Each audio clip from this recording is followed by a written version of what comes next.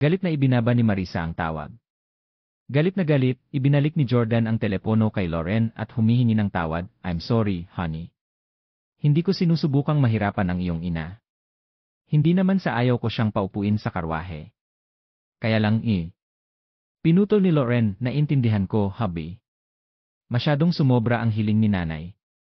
Kapag na-mobilize na ang golden carriage, tiyak na magdudulot ito ng kaguluhan sa maraming antas.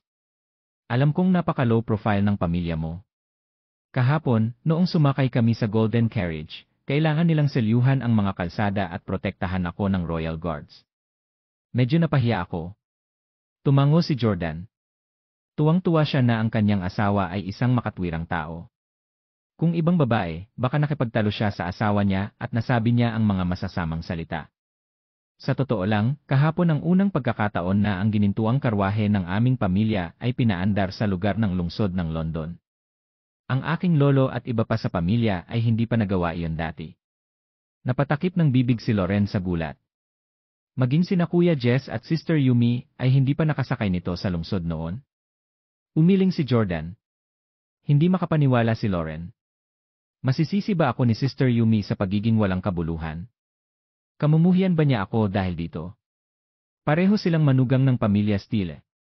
Unang beses na pumunta rito si Lauren at ginamit na niya ang gintong karwahe ng pamilya noong unang araw niya. Si Yumi ay asawa ng panganay na anak na lalaki at hindi niya ito ginamit kahit na ilang taon na siyang kasal sa pamilya Steele. Naramdaman ni Lauren na baka magalit si Yumi sa kanya dahil dito at ay nagiging mas balisa. Siya ay nagmamalasakit sa kanyang relasyon sa mga miyembro ng pamilya Steele. Ngumiti si Jordan. Hindi. Mahusay ang pakikitungo sa akin ng aking kapatid at hipag. Hindi sila magagalit dahil doon. Huwag kang mag-alala. Sa Heathrow Airport, London. Yung walang kwentang manugang na yon. Galit na galit ako. Paano ako napunta sa ganyang kuripot na manugang? Pinagalitan pa ni Marisa si Jordan matapos ibaba ang tawag. Tanong ng kaibigan niya, Marisa, anong nangyayari? Nakakainis ba na sunduin tayo ni Jordan? Pwede tayong mag-taxi doon. Awkward na umiti si Marisa. I'm really sorry sa ginawa kong kalokohan. Masyadong mapangahas ang manugang ko. Ihahatid kita sa hotel. Pwede tayong magkasino. Sa sinabi nito, dinala ni Marisa ang kanyang 4 na kaibigang sosyalista sa 100 at 72 taong gulang na kasino sa England kung saan naglaro sila ng punto bangko. Walang kwentang manugang, kuripot na manugang. Jordan, gagastos ako ng ₱1 milyong dito ngayong gabi. At babayaran mo ako sa bawat sentimo na gagastusin ko. Ipinagpalagay ni Marisa na dahil napakakapangyarihan ng pamilya ni Jordan sa England, maaari siyang mawalan ng maraming pera gaya ng gusto niya rito. Hindi na kailangang mag-alala. Dahil dito, walang ingat na naglaro si Marisa na nagbabalak na mawalan ng pera. Gayunpaman, paulit-ulit siyang nanalo. Ayo, Marisa, ang swerte mo ngayon. Magkano na ang napanalunan mo? Tiyak na nanalo ka na ngayon ng ₱1 milyong, di ba? Natawa si Marisa. Nanalo na ako ng ₱2 milyong. Oh my God, nakakaloka. Nagkataon namang tumawag si Lauren sa mga sandaling ito. Hello, nanay, nasaan ka? Pumunta kami ni Jordan para sunduin ka. Alam ng nanay ni Jordan na nandito ka at gustong-gusto kang makita. Hinihintay kanyang pumunta sa hapunan ngayong gabi, sabi ni Lauren. Ngumuso si Marisa. Kailangan kong puntahan ang mga Steele dahil lang gusto nila. Kung gusto nila akong makita, bakit hindi sila pumunta sa kasal mo? Hindi ako libre. Nagsasaya ako sa kasino. Hindi ako pupunta ngayong gabi. Tignan natin bukas. Alam ni Lauren na medyo adik sa sugal ang kanyang ina. Binalaan niya siya. Nay, maglaro lang ng kaunti para sa libangan. Huwag masyadong magpapatalo. Ganti ni Marisa. Anong pinagsasabi mo? Alam mo ba kung magkano ang kinita ko sa loob lang ng ilang oras? ₱2 million. Yayaman ang nanay mo ngayong gabi. Hahahahan. Bihira lang marinig ni Lauren ang sobrang saya ni Marisa. Alam niyang labis na natutuwa ang kanyang ina sa kanyang pagsusugal kaya kahit ang gintong karwahe ay hindi siya maakit. CJ. Dahil panalo ka, magsaya ka. Hahanapin kita bukas ng umaga. Pagkatapos ibaba ang tawag, sinabi ni Loren kay Jordan, hindi darating si nanay para sa hapunan ngayong gabi. Nagsusugal siya sa kasino. Tumango si Jordan. Aling kasino? Babayaran ko ang anumang pagkalugi niya. Ngumiti si Loren. Hindi na kailangan. Maswerte siya ngayon at nanalo ng 2 milyong pounds. Baka sa mukha ni Jordan ang pagkagulat. Reyna ba ng pagsusugal ang kanyang biyenan? Hindi nagtagal, oras na para sa hapunan. Ang Steeles ay walang mataas na mga kinakailangan para sa almusal at tanghalian. Ang hapunan ang pinakamahalaga at masaganang pagkain, at lahat ng miyembro ng pamilya ay inaasahang makakasama sa hapunan. Isa na namang kahangahangang piging sa hapagkainan na may iba't ibang lutuin. Ngayon, si Hailey ay bahagi ng mga katulong. Nakasuot si Hailey ng maid's outfit, kapareho ng suot ng lahat ng katulong ng pamilya Steele. Dahil maganda ang relasyon ng Steeles kay Chanel, ang mga uniforme ng mga maids ay personal na dinisenyo ng sikat na designer. Ito ay isang ordinaryong kasuotan ng katulong. Gayunpaman kay Hailey, ang epekto ay kamangha-mangha. Parehong natulala sina Jess at Jordan sa nakita. Oh and my God, laging nakakaakit ang uniforme ng maid ng pamilya Steele. Si Hailey ay nakasuot ng puting apron na nakasukbit sa baywang. Ang puting laso ay nagmamakaawa lang sa isang lalaki na kumalas dito. Nakasuot siya ng isang itim na damit na hindi mahaba o maikli, at perpektong ipinakita nito ang kanyang mahaba at makatarungang mga binti. Sa normal na mga pangyayari, mayroon ng dalisay at kaakit-akit na aura si Hailey. Suot nitong maid outfit, she looked absolutely lethal. Lagok eh. Hindi napigilan ni Jesse ang paglunok. Hindi iyon ginawa ni Jordan. Sa halip, naalala niya ang ilang masasayang alaala sa pagitan nila ng kanyang dating asawa. Noong sila ay mag-asawa, minsan ay nagsuot si Hailey ng isang bagay na katulad. Si Hailey ay kinukusot ang kanyang mga pilik mata at mumuso, paminsan-minsan ay sumulyap kay Jordan na parang gusto niyang ipaalala sa kanya ang magagandang alaala. Nakakainis ang babaeng ito. Sa panonood ni Hailey, itong babaeng nanloko sa kanya, samut-saring emosyon ang lumundag sa puso ni Jordan. Akala niya noon ay magsusuka siya sa tuwing makakasalubong niya si Hailey pagkatapos ng kanilang hiwalayan. Hindi niya akalain na aabot sa ganoong level ang alindog ng babaeng ito. Ang ganda talaga ni Hailey. Jemmy, bastard ka. Sa pakiramdam na hindi pa rin niya makakalimutan o masusuklam si Hailey, muling sinisi ni Jordan si Jemmy, na siyang nag-udyok sa lahat ng kaguluhang iyon. Mr. Jordan, ito ay isang inihaw na isda na inihanda ng kusina para sayo. Sa kanyang maid costume, sadyang dinala ni Hailey ang ulam kay Jordan. Muli, naamoy ni Jordan ang pamilyar na pabango na iyon. CJ. Tumango si Jordan. Ngunit si Hailey ay nanatiling nakatayo roon, at tinanong niya si Jordan sa isang malandi na tono, Guro, nasisiyahan ka ba sa aking paglilingkod? Kinilig naman si Jordan sa tanong ni Hailey. Lalo siyang naging sensitibo. Dang Hailey, ang ngide na ito. Talagang sinabi niya ang mga hindi malinaw na salita para pukawin ako at ginawa pa yon sa harap ng aking asawa. Sa totoo lang, tinawag ni Hailey si Jordan bilang i-master noon.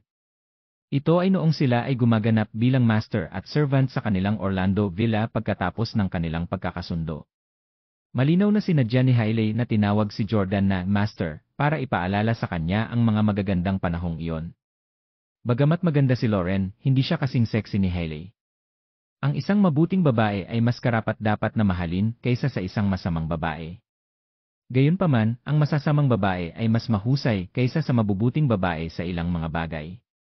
Alam nila kung paano pasayahin ang isang lalaki. Sobrang awkward ng pakiramdam ni Jordan. Hindi niya masisisi si Hailey na tuksuhin siya dahil wala namang masama sa sinabi nito. Dahil si Hailey ay isang katulong sa Steeles, si Jordan talaga ang kanyang amo. Maraming mga tagapaglingkod ang tumawag sa kanya bilang guro, kaya walang teknikal na mali sa kanyang sinabi. Bukod dito, kahit si Loren at ang iba ay hindi napansin ang anumang mali sa kung paano siya hinarap ni Loren. Kaya sa huli, walang choice si Jordan, kundi ang sumagot ng awkward na, not bad. Magalang na yumuko si Hailey sa harap ni Jordan. Nagpatuloy siya sa pagtatanong sa mahinhin na paraan, Guro, may magagawa pa ba ako? Ikaw. Hindi na kayanan ni Jordan na tawagin siyang master ni Hailey. Masyadong mapangakit. Hindi dahil sa kawalan ng pagpipigil sa sarili si Jordan o napatawad na niya ito. Kaya lang, masyadong matingkad ang mga alaala ng nakaraan. Wala nang iba. Hailey, hindi mo na kailangan dito. Bumalik ka na sa kwarto mo at alagaan mo ang bata. Magalang na sagot ni Hailey, salamat, guro. Habang pinapanood si Hailey na umalis, mahinang nagtanong si Loren, hubby, hinayaan mo bang umalis ang dati mong asawa dahil nasaktan mo siya nang makita mo siyang naglilingkod sa atin? Parang ang sama talaga ni Loren sa pagkilala sa mga pakulo ng masamang babae. Walang paraan na maawa si Jordan kay Hailey.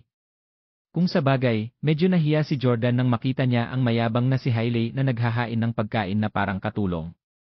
Pero hindi niya masabi kay Loren ang totoo sakaling nagsiselos ito.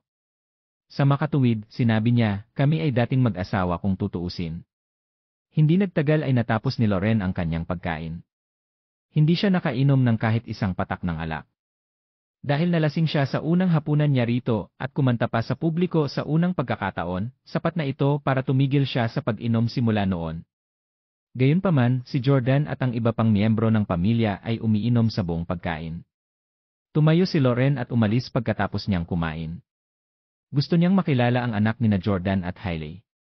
Dahil kay Jordan ang batang ito, kinailangan ni Loren na gampanan ang responsibilidad bilang kanyang madrasta. Dumating siya sa servants' quarter na tinutuluyan ni Hailey. Maliit lang ang kwarto pero maganda ang dekorasyon. Knock knock. Lumapit si Loren sa pintuan. Nakabukas ang pinto, ngunit kumatok pa rin siya ng 2 beses. Nang makita ni Hailey si Loren, agad niyang sinabi, Mrs. Jordan. Ayaw kasing tawagin ni Hailey si Loren. Gusto niyang maging ka-level niya pero ngayon, isa na lang siyang kasambahay. Nasa taas niya si Loren sa status. Nagmamadaling sinabi ni Loren, Ines Camden, tawagin mo lang ako sa pangalan ko. Loren, bakit ka nandito? Tanong ni Hailey. Bilang tugon, tinuro ni Loren ang bata na nakahiga sa kama. Gusto kong makita ang anak mo kasama si Jordan. With that, lumakad siya at tumingin sa sanggol na may ngiti. Hindi siya galit sa kanya dahil lang sa anak siya ng asawa niya sa ibang babae. Tinatrato niya siya ng may tunay na init. Pinanood ni Hailey si Loren na nakikipaglaro sa kanyang anak at naisip niya, hindi ko akalain na ang babaeng ito ay napakamapagbigay at mabait. Hindi ko dapat siya tinuring na kaaway. Mula nang makilala niya si Loren, palagi siyang tinatrato ni Hailey bilang kanyang karibal sa pag-ibig at nakikipagkumpetensya sa kanya sa lahat ng paraan. Gayunpaman, naging matatag na ngayon ang kasal ni na Loren at Jordan. Halos imposible para kay Hailey na nakawin si Jordan palayo kay Loren. Biglang tumingin sa kanya si Hailey na nagmamakaawa. Dear Loren, pwede ba akong humingi ng favor? Medyo nagulat si Loren. Anong favor? Sabi ni Hailey, Loren, alam mo na 3 taon akong kasal kay Jordan. Pinakasalan ko siya noong nasa universidad pa ako. Siya ang lalaking pinakamamahal ko sa buhay ko. Hindi ko kayang mabuhay nang wala siya. Hindi ako naglakas loob na magmakaawa sa iyo na ibigay sa akin si Jordan. Para akong fallen angel at hindi na ako karapat-dapat na magkaroon ng Jordan sa sarili ko. Pero sana pumayag ka na maging mistress ako ni Jordan. Natigilan si Loren. Ang mapagmataas at mayabang na si Hailey ay talagang handang maging mistress. Hindi man lang isipin ni Hailey ang pagiging may bahay ni Brad, na ang pamilya ay napakakapangyarihan din. Sa mga katangian ni Hailey, napakadali para sa kanya na makahanap ng mayaman at gwapong lalaki na mapapangasawa niya. Kitang-kita na handa siyang magsakripisyo ng malaki para magkaroon muli si Jordan. Gayunpaman, tinanggihan siya ni Loren. Pasensya na, Ines Camden. Hindi ako papayag. Ano? Hindi inaasahan ni Hailey na tatanggihan siya ni Loren ng ganoon kabilis. Galit na sabi ni Hailey, bakit, Loren? Do you intention to keep Jordan all for yourself? With his family background and his qualities, imposibleng isa lang ang babae sa buhay niya. Tingnan mo ang ama ni Jordan, marami siyang babae, hindi ba pareho ang tatay mo? Bakit hindi mo ako matanggap bilang may bahay ni Jordan? Ipinapangako ko sa iyo na tiyak na igagalang kita bilang nararapat na asawa at ituturing kitang kapatid.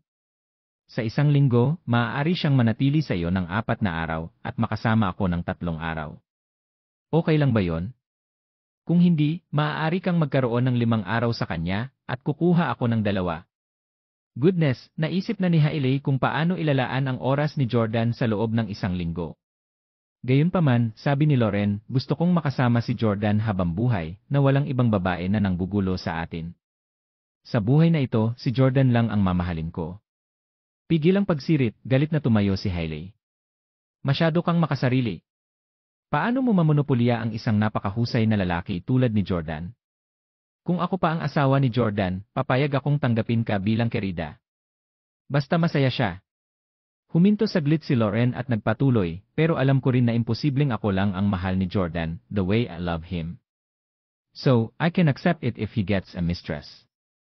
Nang marinig ito, agad na natuwa si Hailey. Agad niyang hinawakan ang kamay ni Loren at masayang hinalikan ang pisngi nito. Dalawang dilag na magkadikit ang pisngi. Isang kaakit-akit na tanawin. Salamat, Loren. Tuwang-tuwa si Hailey.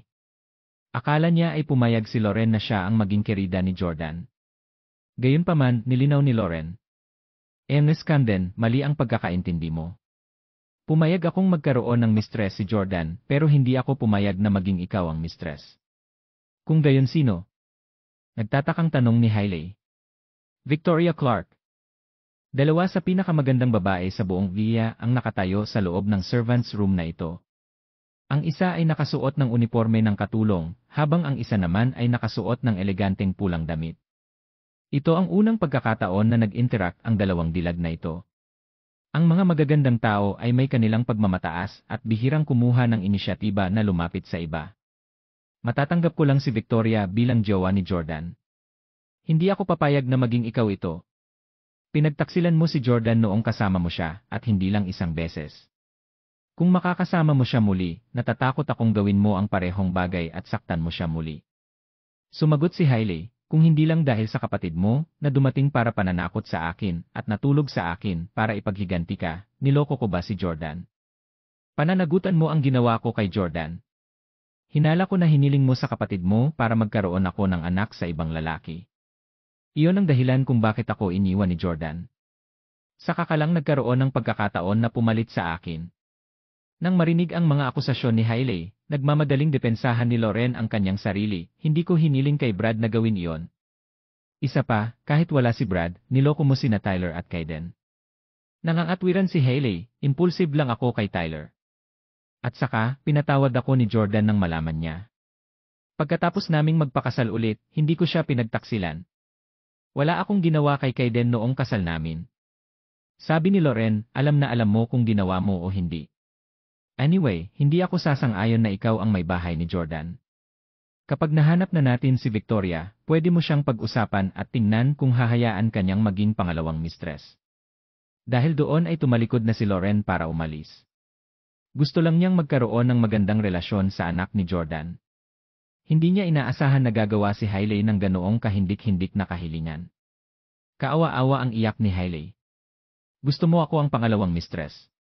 Bakit ganito ang pakikitungo niyo sa akin ni Victoria? Ako ang unang asawa ni Jordan. Ako dapat ang boss. Kayo dapat ang mga mistress.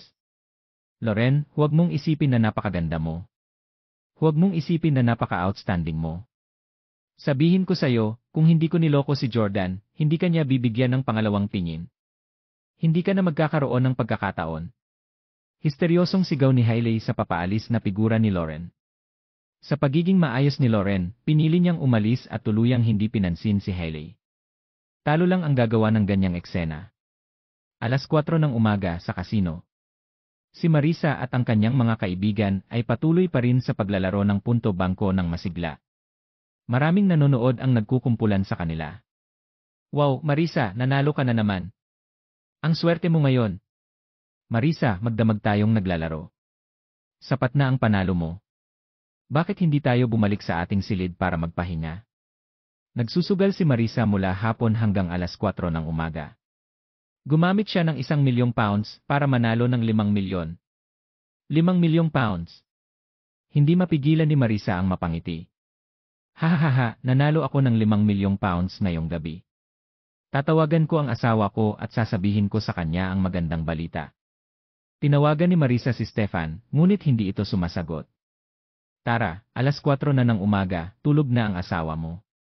Umuso si Marisa at masayang pumunta para ipagpalit ang kanyang chips sa pera. Pagkatapos noon ay masaya silang umalis sa kasino.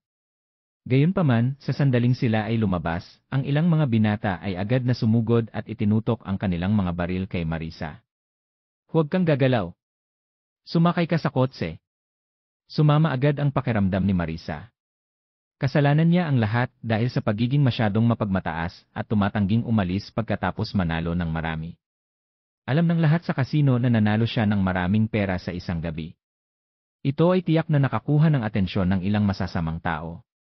Sila ay dumating upang pagnakawan siya. Nagmamadaling sinabi ni Marisa, huwag mong barilin. Kung gusto mo ng pera ko, ibibigay ko sayo. Mabangis na sinabi ng armadong lalaki, cut the crap. Kung ayaw mong mamatay, sumakay ka sa kotse ng masunurin. Hindi, hindi. Sa sobrang takot ng mga babae ay nagsisigawan sila at naghiyawan.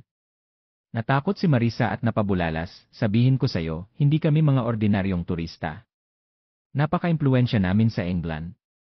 Huwag mo kaming guluhin. Naaliw ang magnanakaw. Oh, connected ka ba sa mafia? Sinabi ni Marisa, ako ay konektado sa pamilya Steele. Ang aking manugang ay si Jordan Steele. Siya ang taong sumakay sa gintong karwahe kahapon. Sandaling natigilan ang magnanakaw. Pamilya ng Steele. Isang gintong karwahe. Mukhang napakayaman nila. Napakahusay. Maaari kitang i-hostage at mangikil ng pera sa kanila. Hahaha, pinakagusto kong magnakaw ng mga turista, haha. Ipasok mo sila sa kotse. Makalipas ang kalahating oras, biglang nagising si Loren, na mahimbing na natutulog sa kanyang telepono. Pagmulat ng kanyang mga mata, nakita niya na ang kanyang ina. Sa pagkatulala ay sinagot niya ang tawag. Mom, it's already so late. What's the matter? Don't tell me how much you've won. I'm not interested, mahinang unggol ni Loren. Samantalang si Marisa naman ay umiiyak. Loren, nakidnap ako. Kunin mo si Jordan para iligtas ako. Ano? Nagising si Loren at agad na napaupo. Ganon din, nagising si Jordan sa mga galaw niya. Tinapik ni Jordan ang kanyang balikat at tinanong, anong problema? Ang aking ina ay kinidnap. Namutla ang mukha ni Loren. Ilagay ang iyong telepono sa speaker, bilin ni Jordan. Hindi na boses ni Marisa ang nasa kabilang linya, kundi isang lalaki. Hello? Sumagot si Jordan, sino ka? Nagpatuloy ang lalaki. Ikaw pala Steele, di ba? Balita ko manugang ka ng babaeng to. Haha, pinagbantaan kami ng uto-uto mong biyenan, napaka-influential mo daw dito at humiling sa amin na paalisin siya. Kung hindi, ipaparamdam mo sa amin na patay na kami. Siguradong marunong siyang magyabang. Ang pamilya Steele ay napaka-pribado at ginustong manatili sa ilalim ng radar. Kahit sa England, kakaunti ang nakakaalam tungkol sa kanila. Anong gusto mo? Mahinahong tanong ni Jordan. Ang pinakamahalaga ngayon ay ang matiyak ang kaligtasan ng kanyang biyenan. Hanggat maibabalik niya ito ng ligtas, magiging madali ang pakikitungo sa mga maliliit na kriminal na ito pagkatapos. Sumagot ang lalaki, nabalitaan kong napakayaman mo. Magdala ka rito ng ₱1 milyong para tubusin ang iyong biyenan. Pumayag naman agad si Jordan. Sige, walang problema ang ₱1 million. Ano ang address? Matapos malaman ang address, agad na bumaba si Jordan sa kama para magpalit. Patuloy na umiiyak si Loren. Paano kung may nangyari sa kanyang ina? Nang makitang nahihirapan ang kanyang asawa, hinila siya ni Jordan sa kanyang mga bisig at inaliw, Loren, huwag kang matakot. Tiyak na pinuntirya nila si nanay dahil mayaman siya. Basta't ibigay natin ang pera, papakawalan nila siya. Ipapakuha ko si Butler Frank para maghanda ng pera ngayon. Medyo nahihiya si Loren. I'm sorry, habay. Kailangan mong maglabas ng napakaraming pera dahil sa akin. Ang ₱1 milyong ay hindi isang maliit na halaga ng pera. Isang ngiti ang sumilay sa kanyang mukha. Maaaring makuha nila ang pera, ngunit hindi sila mabubuhay para gastusin ito. Ang England ay teritoryo ng Jordan. How dare someone kidnap his mother-in-law? Siguradong nililigawan nila si kamatayan. Dinala ni Jordan si Loren sa sala at tinawagan si Butler Frank para maghanda ng ₱1 milyong na cash. Maraming mayayamang tao ang mayaman lang sa asset. Maaaring hindi nila ma-fork out ang napakaraming pera sa ganoong maikling paunawa. Ngunit sa Steeles, ang ₱1 milyong sa cash ay hindi malaking bagay. Ang kastilyong ito ay hindi lamang napuno ng pera, kundi pati na rin ang ginto, pilak at alahas. Sa sandaling iyon, naglakad si Jess pababa ng hagdan na nakapajama. Jordan, Loren, gabi na. Anong ginagawa mo? Nagtataka namang naglakad si Jess. Napatingin si Jordan sa kapatid. Jesse, inistorbo ba namin ang tulog mo? Yumiling si Jess. Ay, wala. Tatayo pa lang ako para pumunta sa washroom nang may narinig ako. Lumapit ako para tingnan. Ha? Anong balak mong gawin sa napakaraming pera? Sumagot ng totoo si Jordan, nanalo ng pera ang nanay ni Loren sa kasino. Inagaw siya nang lumabas siya. Humingi sa amin ang kidnapper ng ₱1 milyong. Ano? Kinidnap?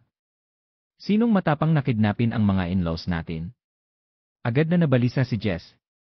Agad niyang kinuha ang kanyang telepono, sinabi niya, Jordan, hindi mo kailangang ihanda ang ransom. Walang bagay na hindi maaaring tumira ang pamilya natin sa England. Sabihin mo sa akin ang address. Kukunin ko si Chimera upang iligtas ang iyong biyenan. Si Marisa ang biyenan ni Jordan. Nagbaba siya ng tingin kay Jordan at paulit-ulit na nagsasabi ng masama tungkol dito. Ngunit siya pa rin ang ina ng kanyang asawa. Ngayong napasok na si Marisa sa ganoong gulo, si Jordan, bilang kanyang manugang, ay gustong iligtas siya ng personal. Sumagot si Jordan, hindi na kailangan. Kukunin ko si Dragon para iligtas si nanay. Sa sandaling ito, isang hindi maarok na ngiti ang lumitaw sa mukha ni Jess. Bakit, Jordan? Hindi ka naniniwala na maililigtas ko ang biyenan mo, di ba? Tama. Mas malakas nga ang Dragon kaysa kay Chimera. Sige, hayaan mo na si Dragon. Ang pag-uusap ay ginawang hindi komportable si Jordan. Batay sa seniority, dapat na nakatalaga si Dragon kay Jess, Chimera kay Jemmy, at Phoenix sa Jordan. Gayunpaman, itinalaga ni Charleston si Dragon, na pinakamakapangyarihan, kay Jordan, ang bunsong kapatid. Kahit na walang sinabi si Jesse, alam ni Jordan na hindi nasisiyahan ang kanyang kapatid tungkol dito. Tiyak na mararamdaman niya na ito ay hindi patas. Ayaw masaktan ni Jordan ang damdamin ng kanyang kapatid, kaya't agad itong sumagot, paano yon? Jesse, ano ba ang iniisip mo? Hindi ko sinasadya yon. Alam nating lahat na mas matagal nang nakatalaga si Chimera sa underworld kaysa kay Dragon. Mas pamilyar siya sa mga kriminal dito. Kailangan kitang problemahin para hayaan si Chimera na iligtas ang aking biyenan. Napangiti si Jesse nang marinig ang pagsang-ayon ni Jordan. Tumango siya. Huwag kang mag-alala, ibabalik ko si Auntie ng ligtas at maayos. With that, lumayo siya at tumawag. Tinapik ni Jordan ang balikat ni Loren at inaliw siya, Honey, don't worry. Napaka-powerful ng subordinate ni Jess na si Chimera. Napaka-experience niya sa pag-handle. Mga bagay na ganyan. Dahil ang mga kidnapper na ito ay naglakas loob na mangikil ng pera mula sa Stiles, nangangahulugan ito na hindi sila isang pangunahing sindikato. Kung hindi, narinig nila ang tungkol sa aming pamilya. Dapat maging madali para kay Chimera na harapin ang mga maliliit na gangster. Matapos suriin ni Jordan ang sitwasyon, talagang naniniwala siya na malulutas ni Chimera ang bagay na ito ng perpekto. Hindi na kailangang magpadala ng Dragon. Ito ay magiging tulad ng isang simpleng manyobra ng basketball sa panahon ng isang laro. Kung magagawa ito ng isang mag-aaral sa elementarya, bakit kumuha ng need player? Siyempre, ang pagkakaiba sa pagitan ng Chimera at Dragon ay hindi malawak. Kung ito ay isang one-on-one na laban, ang Dragon ay magkakaroon ng humigit kumulang 60% tsansa na manalo sa Chimera. Ang higit na naging kakilakilabot sa Dragon kaysa kay Chimera ay ang kanyang katalinuhan, kakayahang makita ang malaking larawan, personalidad at higit na kakayahan na tumugon sa isang magulong labanan. Makalipas ang kalahating oras, sa isang abandonadong pabrika sa suburb ng London. Bago magbukang liwayway, pumasok ang isang lalaki na halos 2 metro ang taas na may dalang mabigat na bag. Si Chimera iyon, isa sa 3 mabangis na kanang kamay ng pamilya Steele. Siya ay 1.8 metro ang taas at may timbang na 103 kilo. May mga tatoo sa buong braso at likod, nagbigay siya ng napaka-foreboding aura. May mga bantay sa pintuan. Noong sinabi nilang Chimera, medyo natakot sila. Gayunpaman, armado sila kaya't nanindigan sila. Galing ka sa Stiles? Dinala mo ba ang pera? Tanong ng isa sa mga guard. Isang masamang ngiti ang sumilay sa mukha ni Chimera. Iyon ang uri ng masasamang ngiti na lalabas lamang kapag ang isa ay papatay na. Hindi siya umimik at itinaas na lang niya ang bag na nasa kamay niya. Hanapin mo siya, sabi ng isa sa mga guard sa isa. Hinanap ng gwardiya si Chimera, ngunit wala siyang nakitang arma sa kanya. Pumasok ka. Dahil hindi armado si Chimera, pinapasok nila siya. Kahit na si Chimera ay matangkad at mukhang may pambihirang lakas sa pakikipaglaban, ang mga tao sa loob ay pawang may hawak na baril. Hindi sila natatakot sa kanya. Pumasok si Chimera, dala ang kanyang bag at nakita niya si Marisa at ang kanyang mga kaibigan na nakatali sa mga upuan. Ang ibang mga babae ay walang espesyal. Lahat sila ay matataba, nasa katanghaliang gulang na mga babae. Gayunpaman, napanatili ni Marisa ang kanyang anyo ng mahusay. Ang mga lubid sa paligid niya ay nagpatingkad lamang sa kanyang magandang figura. Nang mapansin ito ng isa sa mga kidnappers, hindi niya napigilan. Gusto niyang molestyahin si Marisa, ngunit mabilis nitong sinabi sa kanya na nasa 60 na siya. Agad binawi ng kidnapper ang kanyang kamay. With her well-maintained looks, hindi na malaya ng kidnapper na ganoon nakatanda si Marisa. Nang makita ng pinuno ng gang si Chimera, nagtanong siya, nagdala ka ng ₱1 milyong. Matatagpuan ba ng isang maliit at malaswang bag ang lahat ng pera? Ngumiti si Chimera. Kung hindi ka naniniwala sa akin, maaari mong suriin. Ngumuso ang pinuno. Papatayin kita kapag wala akong nakitang ₱1 milyong doon. Lumapit ang pinuno na may hawak na baril. Binuksan niya ang zipper ng bag at nakita niyang mailaman itong scrap paper. Galit na galit ang pinuno. You're courting death. How dare you fool me?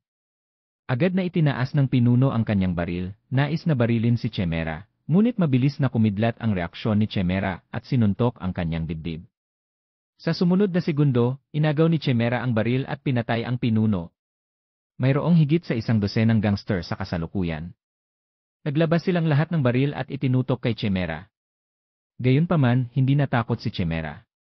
Nagpaputok siya ng ilang putok bago gumulong sa lupa para mangagaw ng isa pang baril. Gamit ang isa sa mga bangkay bilang isang kalasag, pinatay ni Chimera ang lahat ng mga gangster sa silid. Ang 2 gwardiya sa pintuan ay binaril din hanggang sa mamatay ng mga tauhan ni Chimera na nakatago sa labas. Ang mga kidnapper ay hindi kailanman nagkaroon ng pagkakataon. Nang makita ang pagdaloy ng dugo sa loob ng ilang segundo, tuwang-tuwa si Marisa at ang kanyang mga kaibigan. Nakaligtas na tayo. Naligtas na tayo.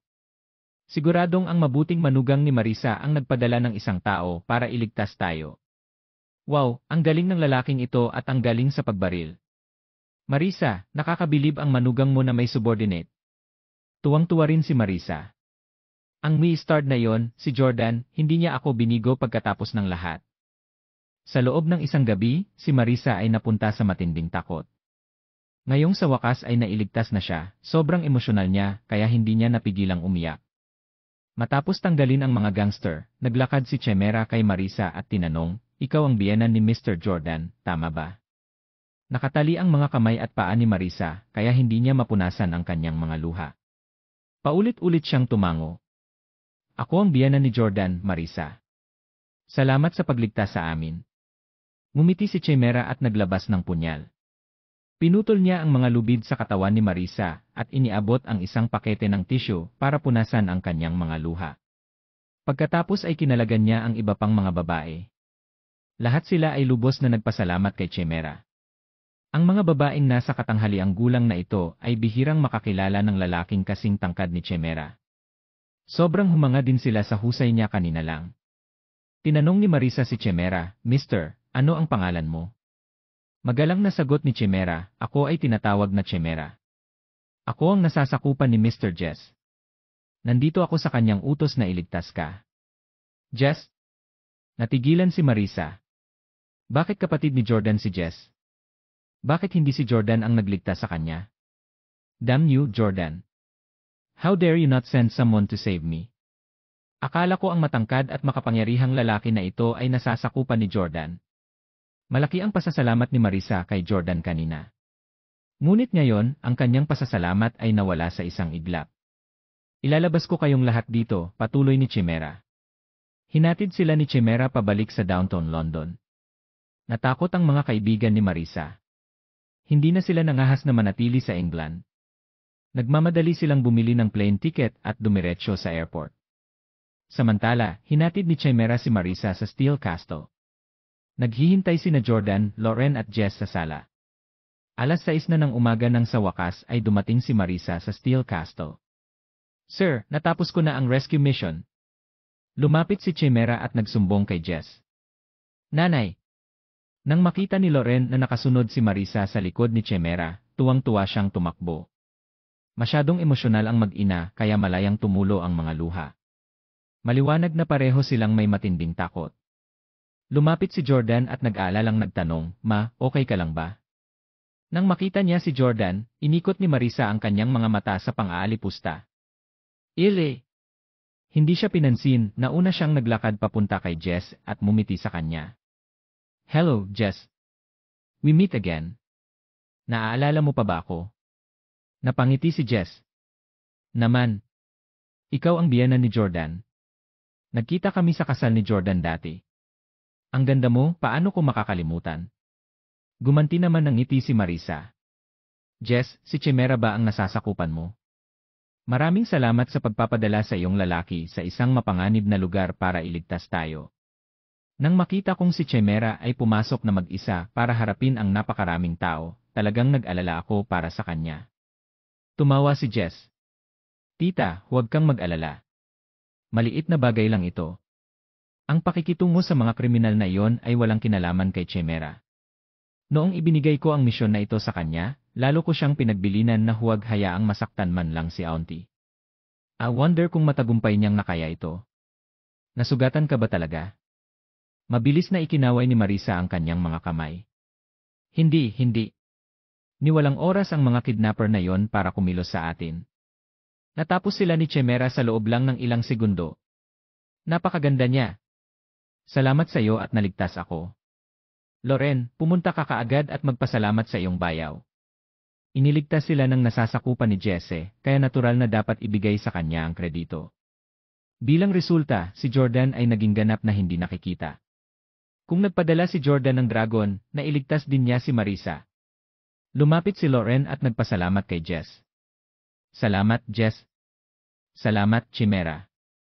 Nagmamadaling sabi ni Jess, "Mrs. Howard, Lauren, you're treating me like an outsider. Jordan and I are brothers.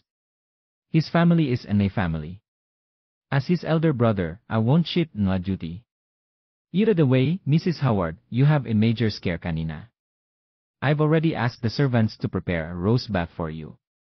You can take a bath first to relax." Natuwa si Marisa. Look at how considerate Jess. Pinaghandaan pa niya ako ng rose bath. Maraming salamat. Pero gusto ko munang makita ang ama ni Lauren. Di ba nandito rin siya? Nasaan siya ngayon? Sabi ni Jesse, "Naku, baka tulog pa siya. Ayaw naming mag-alala siya, kaya hindi namin siya ginising para sabihin sa kanya ang tungkol sa pagkidnap mo. Ihahatid kita sa kanya." "Salamat." Sinundan ni Marisa si Jess at nakarating sa kwarto ni Stefan. Matapos kumatok ng ilang beses sa pinto ay walang tugon mula sa loob. Wala ba si Dad sa kwarto? Curious na tanong ni Lauren. Tinawag ni Jess ang mga tagapaglingkod at tinanong, "Nasa silid ba si Mr. Howard?" Pumunta siya sa kwarto ni Emma Steele, sagot ng katulong. "Emma Steele." Natigilan ang lahat. Wala sa bahay ang mga kapatid ni Jordan. Walang Emma Steele sa Steel Castle ngayon. Malamang pumunta siya sa kwarto ni tita. Sa isip ni Jordan, masasabi niyang may gusto si Stefan sa kanyang tiyahin. Sa katunayan, espesyal siyang pumunta sa England para sa tiyahin ni Jordan. Naguguluhan din si Jesse. Pwede ba siyang pumunta sa kwarto ni tita? Agad na nabalisa si Marisa. Hinawakan niya ang braso ni Jesse at sinabing, "Jesse, dalhin mo ako sa kwarto ng tiyahin mo. Dapat nandyan ang we-starred na si Stefan." Na-curious ako kung bakit siya nagpumilit na pumunta sa England. Dahil sa isang babae. Hindi siya sumusuko kay Emma Steele. Alam ni Marisa ang kwento ng tita ni na Stefan at Jordan. Alam niyang ang babaeng pinakagusto ni Stefan noon ay ang tiyahin ni Jordan, hindi si Marisa. Yuhi! Nasa dilema si Jess. Hinawakan ni Marisa ang kamay ni Jess. She said in an agitated manner, "Please, ihatid mo ako. Promise it will not make trouble." Gusto ko lang makita kung ang ni-starred na yon, Stefan, ay talagang gumawa ng kawalang hiyaang bagay. Mabilis na ipinagtanggol ni Loren ang kanyang ama. Nay, hindi naman sa ganun. Baka hinanap ni tatay si tita sa inosenteng dahilan. Sige, tingnan natin. Pinangunahan ni Jesse ang daan at nakarating sa sahig ng kanyang tiyahin. Paglapit pa lang niya ay nakita niya ang tita at si Stefan na papalabas ng kwarto. Magkahawak kamay silang mag-asawa, punong-puno ng kaligayahan ang kanilang mga mukha. Nang makita ni Marisa ang kanyang asawa naka-holding hands sa ibang babae, na-break siya on the spot. Laking gulat ni Stefan nang makita niya si Marisa, kaya mabilis niyang binitawan ang kamay ng tiyahin. Marisa, bakit ka nandito? Laging hinahangaan ni Stefan ang tiyahin ni Jordan. Para sa isang lalaki, ang nakatakas ay palaging isang pagsisisi. Ito ay totoo lalo na para sa isang lalaking tulad ni Stefan, na may magandang background sa pamilya at matagumpay. Kung tutuusin, makukuha ni Stefan ang halos sinumang babae na gusto niya. Ang tiyahin ni Jordan ay nagkataong diborsyado sa sandaling ito, kaya naman nagkaroon ng pagkakataon ngayon si Stefan. Nang makita ni Marisa ang magkahawak nilang kamay ay napatili siya. Nakaranas lang siya ng near-death experience, ninakawan at kinidnap. Samantalang ang lalaki niya ay may kasamang ibang babae. Hindi niya kayang sampalin ang babaeng iyon dahil galing siya sa pamilya Steele at anak din ito ni Charleston. Sa huli, bagong bisita lang si Marisa dito. Ito ang teritoryo ng tiyahin ni Jordan. Kaya naman, si Stefan lang ang nagawa ni Marisa. Stefan! To think na iniisip pa rin kita noong kinidnap ako at malapit ng mamatay. Pero ito may kasama kang ibang babae. Nagmahal ako ng maling lalaki sa buhay na ito. With that, tumalikod si Marisa at tumakbo palayo na may luha sa mga mata. Nanay! Gustong sugurin ni Loren si Marisa. Natatakot siya na baka mahirapan ang kanyang ina. Pinigilan siya ni Jess. Mas pamilyar ako sa lugar na ito. I'll go comfort your mother. Kausapin mo muna ang tatay mo at ipaintindi sa kanya ang sitwasyon. Nang makitang nawala na sa paningin si Marisa, tumango si Loren. Tumakas si Marisa na walang patutunguhan. Napakalaki ng kastilyong ito at dahil ito ang unang pagkakataon niya rito, tiyak na maliligaw siya. Pagkatapos ng maikling paghahanap, natagpuan ni Jess si Marisa sa isang walang tao na silid. Nakaupo siya sa kama at umiiyak. Pagpasok, isinara ni Jesse ang pinto sa likuran niya. Kumuha siya ng tissue at inabot kay Marisa bago umupo sa tabi nito. Mrs. Howard, ikinalulungkot ko na nakatagpo ka ng ganoong eksena noong unang araw sa aming lugar. Humihingi ako ng paumanhin sa ngalan ng aking tiyahin. Pagkuha ng tissue, pinunasan ni Marisa ang kanyang mga luha gamit ang hangin ng isang maharlikang babae. Wala itong kinalaman sa iyong tiyahin. Si Stefan ay isang pangit na palaka na naghahangad ng isang magandang season. Siya ay palaging nahuhumaling sa iyong tiyahin. Simula nung araw na pinakasalan niya ako, alam kong may iba na siyang babae sa puso niya. Pero hindi ko in-expect na iniisip niya pa rin yung babaeng yon after more than 20 years. And after bored him children. Na-inlove ako sa maling lalaki. Na-inlove man ako sa aso, it's better than fall in love with a bastard like him. Nagsimula na namang humikbi si Marisa. Mayaman man o mahirap, lahat ay madaling kapitan ng sakit ng pag-ibig. Sa katunayan, para sa isang babaeng tulad ni Marisa na hindi na kailangang mag-alala tungkol sa pagkain o tirahan, ang kanyang pagnanais para sa pag-ibig ay mas malakas. Biglang sinabi ni Jesse, Mrs. Howard, kung kailangan mo ng balikat na pag-iyak, maaari kang sumandal sa akin. Ano? Natigilan si Marisa kaya napatigil siya sa paghikbi.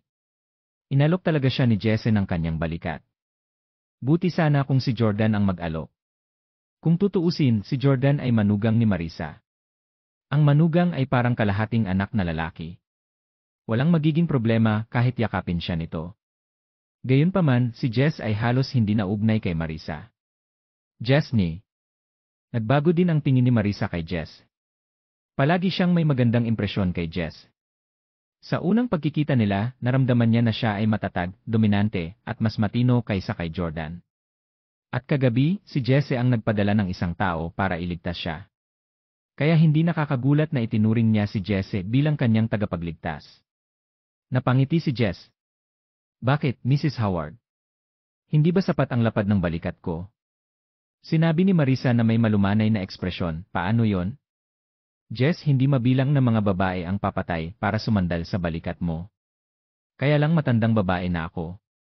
Wala akong karapatan. Hindi na bata ang dalawa. Ang hindi maliwanag na pag-igting sa silid ay lumundag. Pareho silang matatanda. Imposibleng hindi nila ito naramdaman. Ngumiti ng malumanay si Jesse.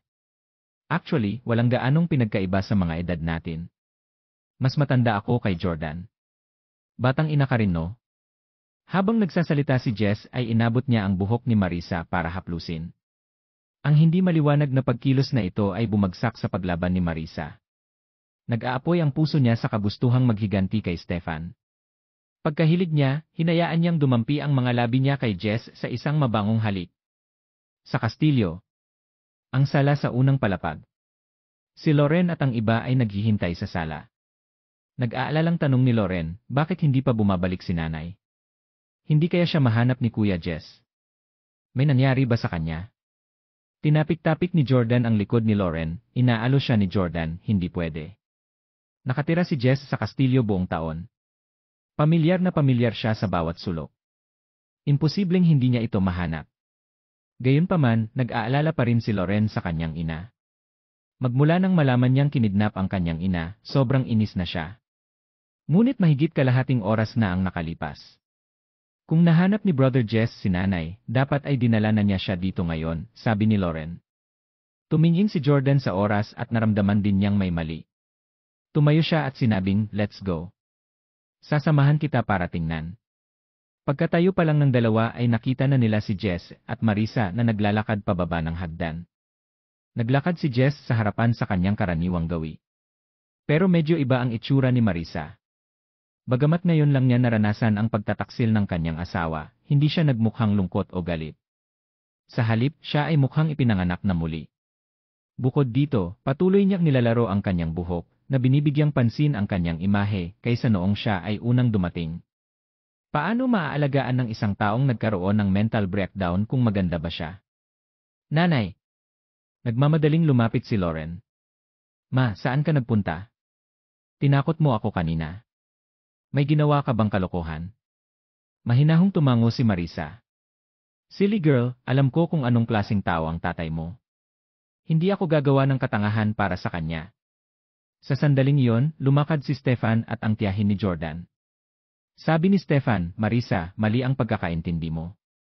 Nagpunta ako ng madaling araw para malaman kung paano magtanim ng mga bulaklak mula kay Emma Steele. Walang namamagitan sa atin. Humingi na rin ng tawad ang tiyahin ni Jordan kay Marisa. I'm sorry, Mrs. Howard. Dapat ako ay naging mas maingat. Halatang medyo galit pa si Marisa. Malamig siyang bumuntong hininga ngunit hindi ito pinagalitan. Sabi ni Jess, sige, sige. Pamilya na tayo. Huwag na tayong magalit. Dumating na ang nanay ni Loren sa lugar natin, kaya dapat natin siyang tratuhin ng mabuti. Gigisingin ko na si Lolo. Sabay na tayong mag-almusal. Biglang inabot ni Marisa si Jess para hilahin pabalik, pero mabilis niyang binawi ang kamay na para bang iniiwasan ang pagdududa. Jesse, maligo muna ako. Pwede mo bang tawagan ang lolo mo sa kalahating oras pa? May nangyayari ngayon sa pagitan ni Marisa at Jess. Pero ang galing nilang dalawa magpanggap. Walang nakapansin ng kakaiba. Napangiti si Jess. Walang problema, Mrs. Howard. Ikaw ay nakagapos sa abandonadong pabrika at napakaraming alikabok doon. Dapat nga ay maghugas ka na. Anyway, ang aking lolo ay uminom kagabi at magigising ng gabi ngayon. Tatawagan ko siya sa loob ng 1 oras. Isang matamis na ngiti ang ibinigay ni Marisa. Salamat. Tinulungan ni Loren na kunin ang mga bagahe ni Marisa. Mama, tutulungan kitang pumili ng damit mo. Okay. With that, dinala ni Loren si Marisa pabalik sa kwarto niya. Makalipas ang 1 oras. Nagtipon ang mga pamilya Howard at Steele sa silid kainan. Ngumiti si Charleston kay Marisa. Mrs. Howard, gusto mo ba itong almusal? Magalang na sagot ni Marisa, Mr. Steele, maaari mo na lang akong tawaging Marisa. Tumingin siya sa nakasisilaw na hanay ng mga pinggan at puno ng papuri. Mr. Steele, hindi pa ako nakakain ng ganito kasarap na almusal. Nakakamangha ang sari-saring ulam at ang presentasyon. Ang sarap mo. Parang painting ang display ng mga pagkain. Halos hindi ko na matiis ang paghukay. Ngumiti din si Lauren. Nay, very particular ang pamilya ng asawa ko sa style at presentation, unlike us. Magpiprito lang kami ng itlog at kakainin ng plain from ye plate. Yung chef nila, kahit ordinary fried egg lang, magdadagdag ng green vegetables, fruits, or something to decorate the dish. Tumango rin si Stefan. Ito ang totoong buhay ng isang maharlika. Kung ikukumpara sa iyo, para kaming mga tagabayan. Si Stefan ay anak ng pamilya Howard at karaniwang itinataguyod ang pagmamataas ng kanyang pamilya. Gayunpaman, mas handa siyang magpakumbaba dito dahil ang tiyahin ni Jordan ang kanyang diyosa. Matapos matikman ang dilaw na prutas, nakita ni Marisa na masarap ito at nagtanong, ano ito? Medyo parang mangga ang lasa, ngunit medyo iba. Paliwanag ni Lauren, this is a fruit personally cultivated Isla de Steels. Dito lang ito makikita. Parang Italian-sounding name ang name nito. Nay, dahil mahilig ka sa prutas, dadalhin kita mamaya sa fruit grove nila. Maraming masasarap na prutas doon. Napakaganda ng balat ni Marisa. Bagamat siya ay isang babae na nasa edad 40, mukhang nasa 30 pa lamang siya. Bukod sa mga high-end na skincare products, ang pinakamahalaga ay mahilig siyang kumain ng prutas. Siya ay mahilig sa prutas at halos araw-araw ay kumakain ng mga ito. Sure. Masayang sumang-ayon si Marisa. Nang makitang maganda ang mood ni Marisa, nagkusa si Charleston na sabihin, Marisa, kailangan kong humingi ng tawad. Dumating ka sa England at ninakawan sa isang kasino. Nagpabaya ako at humihingi ako ng paumanhin sa iyo. Ipinapangako ko na hindi na mauulit ang ganito. Si Charleston ay isang malaking shot at senior kay Marisa, gayunpaman humihingi ito ng tawad sa kanya sa isang mababang paraan. Sabi ni Marisa, Mr. Steele, you're welcome. Maliit na aksidente lang. At saka, naayos na ito ng panganay mong apo. Kailangan kong magpasalamat sa kanya. Dagdag pa ni Stefan, kasalanan lahat ni Marisa sa pagiging matigas ang ulo. Gusto ni Jordan na sunduin siya, pero nagpumilit siyang pumunta sa kasino. Mr. Steele, mangyaring huwag itong isapuso. Sa sandaling iyon, lumapit si Butler Frank kay Jess na may dalang form ng otorisasyon. Mr. Jess, ang Crockford's Casino ay nabili na. Ibinaba ni Jesse ang kanyang mga kubyertos at tumango. Kinuha niya ang dokumento, tumayo, at naglakad papunta kay Marisa. Mrs. Howard, nabili ko na ang Crockford's Casino na pinuntahan mo kagabi. Ibinibigay ko ito sa iyo. Pirmahan mo ito at magiging iyo ang kasino. Gulat na tinitigan ni Marisa si Jess. Ano? Bumili ka ng Crockford's Casino? At ibinibigay mo ito sa akin? Nagulat din si Stefan. Nabalitaan ko na ang kasino ay may 200 taong kasaysayan. Sikat na sikat ito. Jesse, ang iyong regalo ay sobra-sobra. Hindi namin ito matatanggap. Nakangiting tumango si Charleston. Bihira lang kasing mabait si Jess. Stefan, Marisa, please accept it ni. Dagdag pa ni Jesse, tama. Ayokong makatagpo muli ng ganoong bagay ang biyena ni Jordan. Pagkatapos maging boss ni Mrs. Howard ng Crockford's Casino, bibigyan ko ng kahit 20 security guard ang loob. Sa susunod na bibisita ka, hindi mo na kailangang mag-alala na manakawan ka. Napatingin si Marisa kay Jesse, sobrang init ng puso niya. Marahan niyang inabot at kinuha ang dokumento. Jess, salamat ni. Napangiti si Jess. You're welcome. Mrs. Howard, ikaw ang biyena ni Jordan. Lahat tayo ay pamilya. Maaari kang pumunta sa akin palagi kung may kailangan ka. Masayang tumango si Marisa. Kailangan kong buluhin ka ulit kung kailangan ko ng tulong. Napangiti si Jess. Walang problema. Tahimik na hinila ni Stefan ang manggas ni Marisa sa ilalim ng mesa at sinaway ito sa mahinang boses. Narinig mo ba ang sinabi mo? Plano mo ba talagang guluhin siya muli sa hinaharap?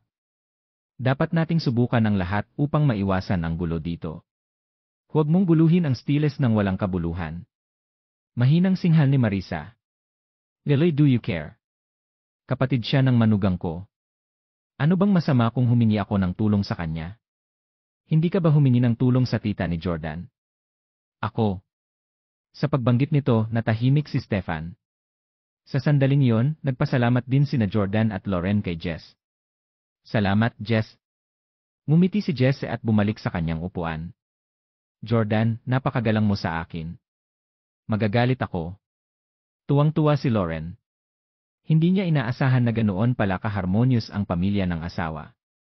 Ibang-iba ito sa pamilya Howard. Si Brad at Alex ay kumilos na parang mga estranghero sa tuwing sila ay nagkikita. At kung personal na benepisyo ang nakataya, tiyak na maglalaban sila. Sa kaibahan, nagkaroon ng magandang relasyon sina Jess at Jordan. Bumulong si Lauren, "Hubby, napakabait ng kapatid mo sa'yo." Tumango si Jordan. Si Jess at Yumi ay napakabait na tao. At saka, wala silang pakialam sa pera. "Hoy, nasaan si Yumi?" biglang tanong ni Lauren. Sa sandaling ito, pumasok si Yumi sa kanyang kimono. Siya ay napakawasto at magalang, at palaging yumuyuko kapag bumabati sa isang tao. Magalang na yumuko si Yumi kay Marisa. "Hello, Mrs. Howard." Nagmamadaling tumayo si Marisa. "Hello, Mrs. Steele. Nagkita tayong muli. Mas naging maganda ka pa kaysa sa huling pagkakataon. Ang ganda ng kimono mo." Paulit-ulit na pinupuri ni Marisa si Yumi, maganda, matikas at maganda ang ugali. Ang hitsura at personalidad ni Yumi ay talagang karapat-dapat sa gayong papuri. Gayunpaman, pinaulanan siya ni Marisa ng mga papuri dahil nakonsensya siya. Kung tutuusin, may nangyari sa pagitan nila ni Jess kanina.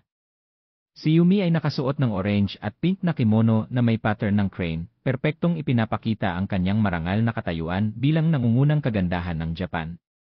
Siya yung tipo ng kagandahan na lumaki sa'yo habang tinitignan mo siya.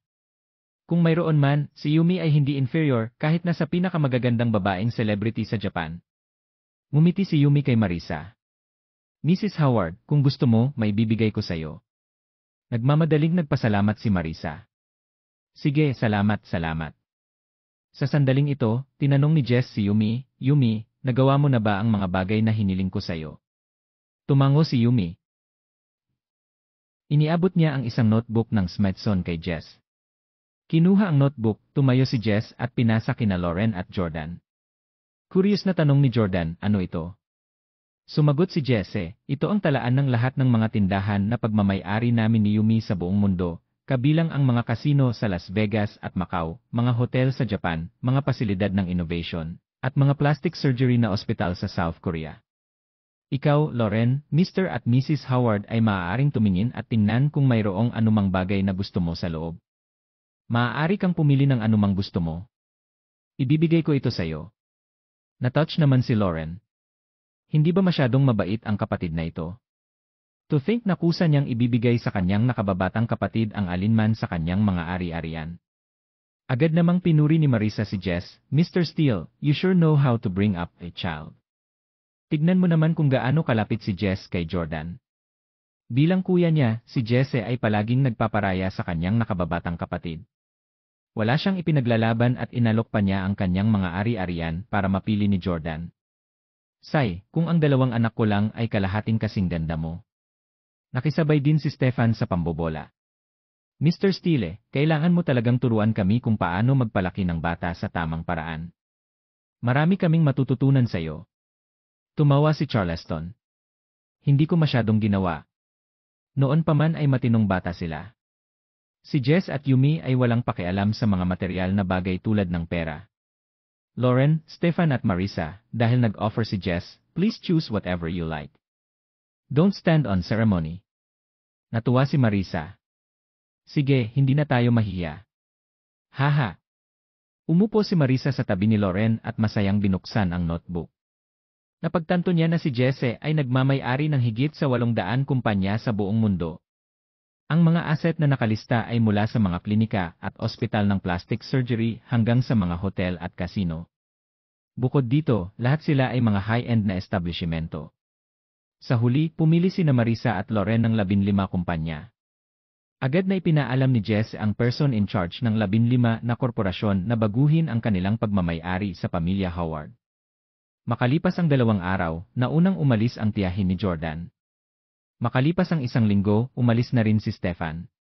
Hindi siya umalis ni Marisa.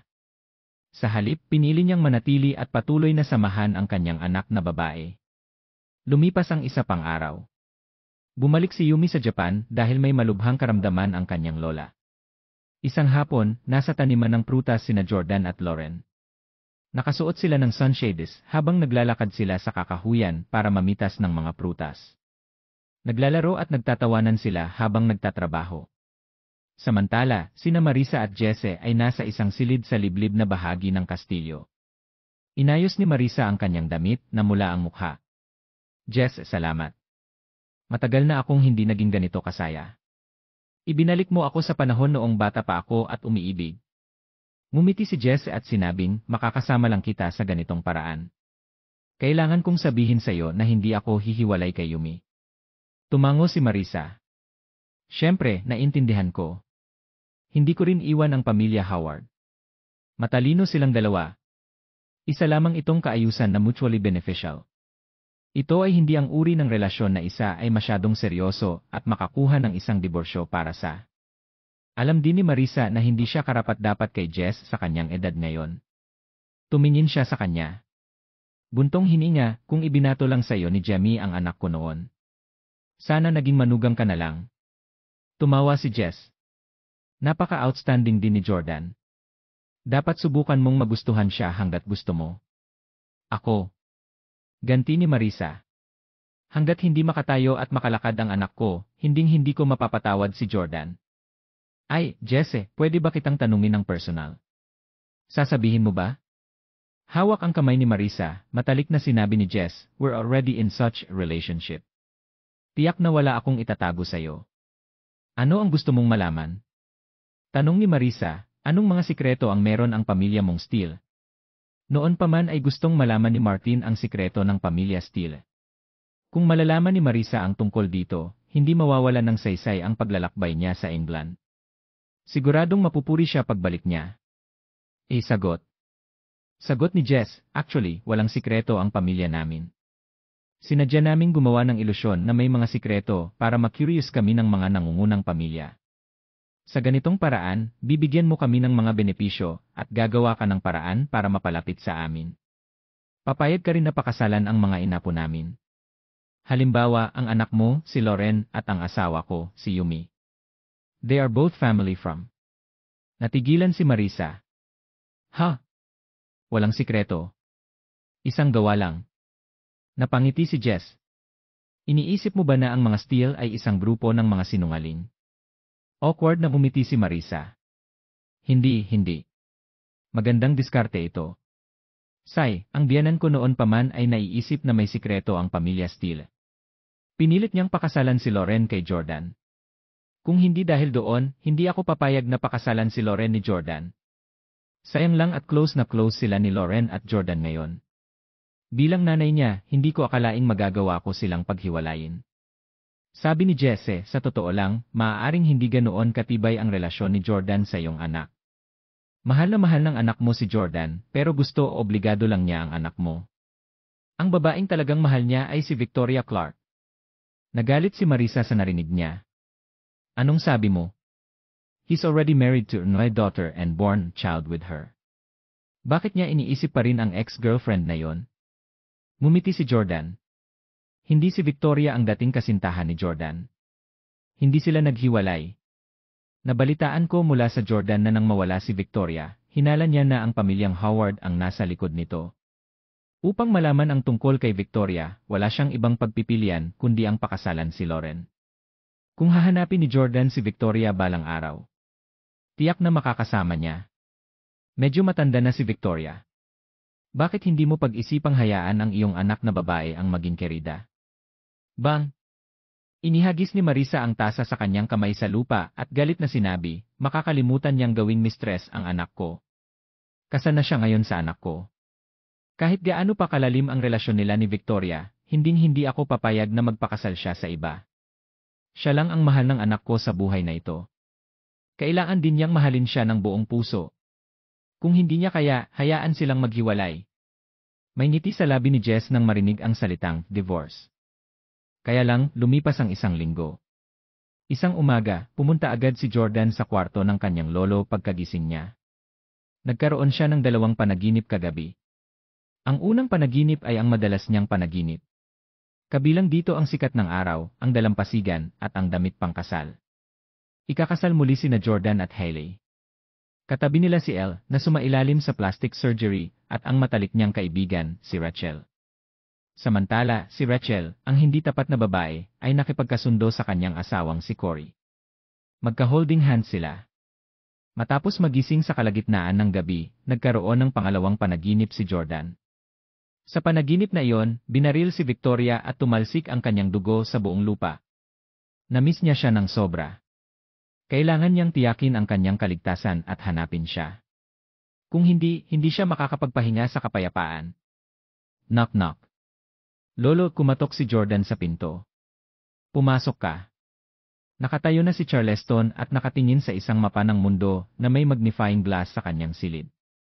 Pumasok si Jordan at sinabing, Lolo, italaga sa akin ang susunod na misyon sa pagsasanay. Hindi na ako makapaghintay na malaman ang katotohanan sa likod ng lahat. Ibinaba ang magnifying glass, sinabi ni Charleston, naglibot lang kayo ni Loren sa England sa nakalipas na 2 linggo.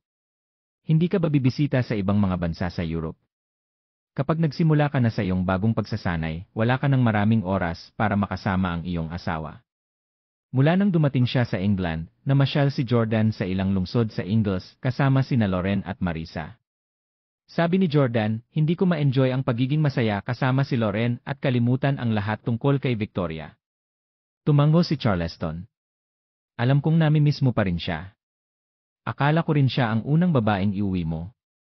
Speaking of Victoria, she was fatherless all these years. Akala niya namatay ang tatay niya dahil sa Stiles Inn.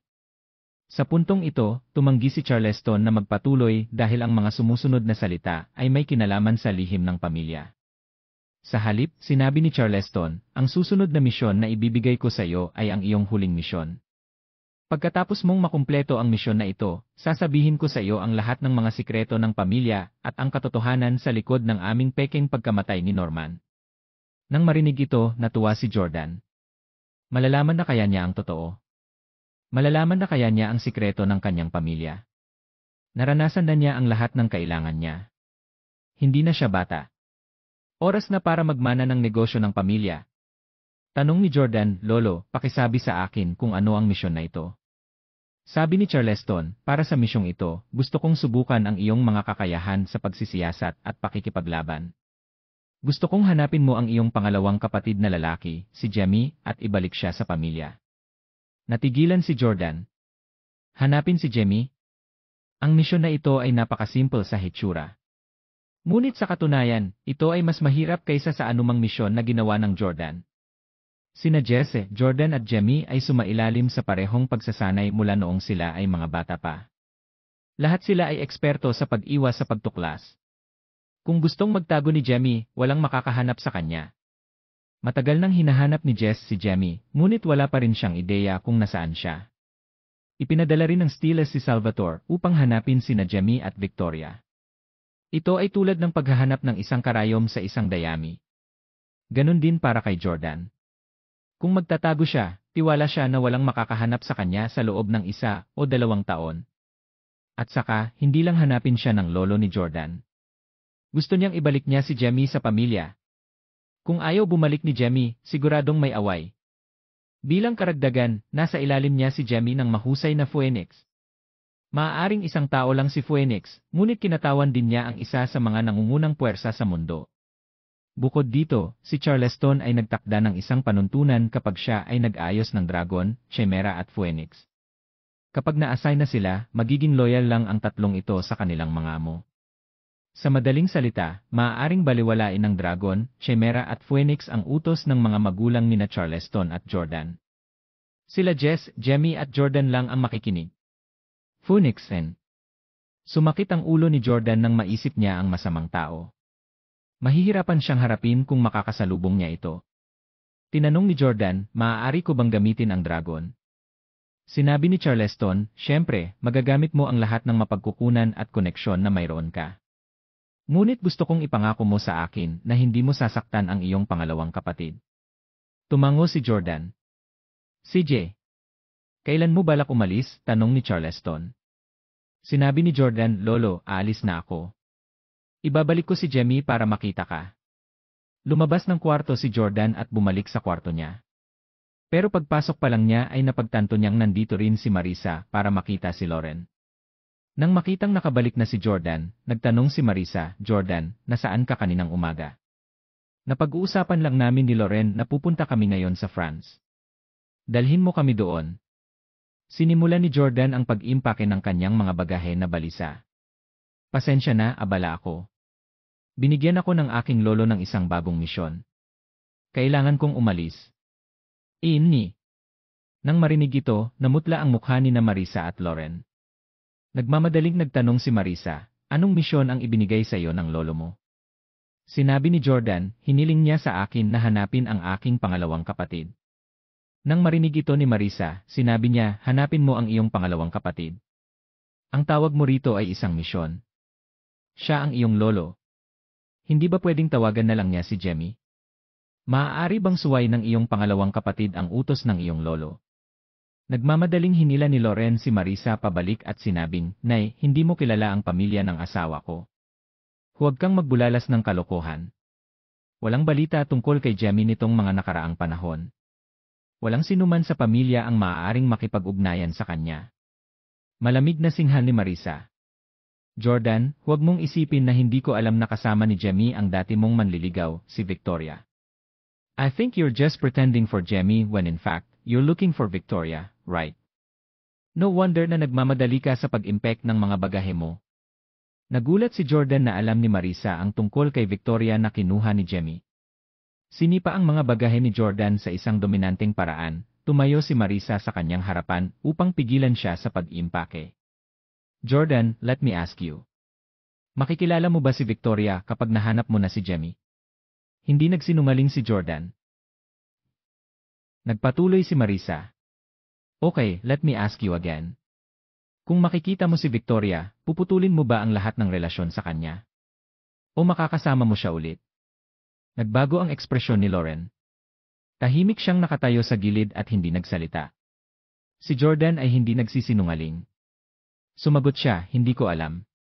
Galit na galit si Marisa. You dare to say you don't know? Ibig sabihin gusto mo pa rin siyang makasama. Tanungin kita, gusto mo pa ba si Victoria? Sumagot si Jordan. Smack! Sinampal ni Marisa si Jordan.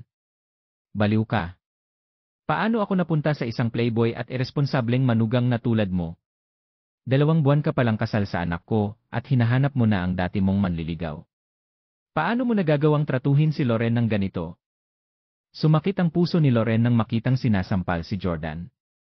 Mabilis niyang hinila pabalik si Marisa. "Ma, anong ginagawa mo? Bakit mo sinampal si Jordan?" Galit na galit si Marisa. "Bakit? Hindi siya faithful sa'yo. Gusto niyang makipagbalikan sa dati niyang manliligaw at iwanan ka. May karapatan akong sampalin siya. Ito ang tahanan ni Jordan." Maaaring sampalin ni Jordan pabalik ang kanyang biyenan, ngunit hindi niya ito ginawa para sa kapakanan ni Loren. Kung sinampal ni Jordan pabalik ang kanyang biyenan, talagang hindi nararapat para sa isang lalaki. Hindi niya maipapangako na itrato niya si Victoria na parang estranghero kapag nakita niya itong muli. Hindi niya maipapangako na hindi siya magkakaroon ng matalik na relasyon kay Victoria. Baka magmahalan silang dalawa sa unang araw ng kanilang muling pagsasama at mali siya kay Loren. Tinuro ni Marisa si Jordan, "Hindi ako papayag na umalis ka. Hindi kita papayag na tanggapin mo ang misyon na ito. Pumunta ka at hanapin mo agad ang lolo mo at sabihin sa kanya na sumuko na sa misyon na ito." Hindi nagustuhan ni Jordan ang pagturo ni Marisa sa kanya. Humingi siya ng tawad kay Loren, ngunit hindi kay Marisa. With that, sinundo ni Jordan si Marisa. Namula agad ang mukha ni Marisa. Nahihiya siyang buhatin ng ganito ang kanyang manugang. Patuloy siyang nagpupumiglas. "Ano-ano ang sinusubukan mong gawin? Ibaba mo ako." Walang balak si Jordan na samantalahin siya. Kung ganoon niya ang intensyon niya ay nasa villa na ni Martin si Marisa ng gabing iyon. "I'm taking you out of this room," malamig na sabi ni Jordan habang binuhat si Marisa palabas ng kwarto. Patuloy na sumisigaw si Marisa sa koridor, "Sexual harassment. Molester. Jordan, you're such a disgrace. How dare you molest your mother-in-law?" May gagawin ba ang pamilya Steele tungkol dito? Narinig ni Jesse ang kaguluhan at naglakad palapit. Nang makitang karga-karga ni Jordan si Marisa, tinanong niya, Jordan, anong nangyayari? Bakit mo dinadala si Mrs. Howard? Matapos ibaba si Marisa, sumagot si Jordan, Jesse, tulungan mo akong alagaan ang aking biyenan. Huwag niya akong istorbohin sa aking silid. Kailangan kong makausap si Loren, at kailangan nating mag-usap ng mag-isa. With that, bumalik si Jordan sa kanyang kwarto. Nagulat si Jordan, tinutulungan siya ni Loren na mag-impake ng kanyang bagahe. Bagamat asawa siya ni Jordan, hindi niya ito pinipigilan, gaya ng sinubukang gawin ni Marisa. Sa halip, tinutulungan niya si Jordan na mag-impake ng kanyang mga bagahe. Loren ni. Nang makita ni Loren na nakabalik na si Jordan, dahan-dahan siyang tumayo at malumanay na sinabing, Hubby, sige hanapin mo si Victoria. Kahit hindi ko alam kung bakit kanya iniwan, alam kong dapat mahal na mahal ka pa rin niya. Alam ko rin na hindi mo siya nakakalimutan. Hinawakan ni Jordan ang patas at malambing na kamay ni Loren. Pasensya na. Isang luha ang biglang bumagsak sa kamay ni Jordan. Hubby, I'm already very happy and satisfied to be able to live happily with you over the past month. Kung dumating man ang araw na ayaw mo na sa akin, hindi ako magsisisi. Nanilid ang luha sa mga mata ni Loren. Ang kanyang magnanimos na salita ay nagpasakit sa puso ni Jordan. Loren, minsan na kitang nasaktan. Paano kita masasaktan ulit? Hindi kita pababayaan. Pero napakahalaga rin sa akin ni Victoria. Honey, kung mahanap ko si Victoria, payag ka ba? Gustong tanungin ni Jordan si Loren kung payag ba siyang i-share siya kay Victoria. Gayunpaman, nahihiya siyang magtanong. Pagkatapos ng lahat, ang monogamy ay ang pandaigdigang pamantayan. Noong magkasama pa sina Jordan at Hailey, ano kaya ang magiging reaksyon niya kung tinanong ni Hailey si Jordan kung willing siyang i-share siya kay Tyler? Magagalit si Jordan na may bugbugin siya. Ang ganitong uri ng kahilingan ay labis para sa sinumang marangal na lalaki o babae. Gayunpaman, natalo siya ni Loren. Payag ako. Basta makasama kita, willing akong maging mistress. Jordan, iba ako kina Victoria at Hailey. Pagkatapos kanilang iwan, nagagawa nilang magmahal ng ibang lalaki at magkaanak sa kanila.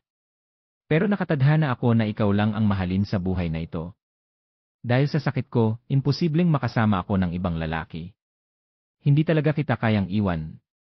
Sobrang naantig si Jordan sa sinabi ni Loren. Niyakap niya ng mahigpit si Loren. Honey, hindi kita iiwan. Promise you this. Hindi inaasahan ni Jordan na papayag si Loren na maging mistress. Kung ganoon, hindi na kailangang mag-alala si Jordan tungkol sa pagpili sa pagitan ni Loren at Victoria. Sa sandaling ito, nag-uusap din sina Marisa at Jess. Tinanong ni Jesse, nag-away ba ulit kayo ni Jordan?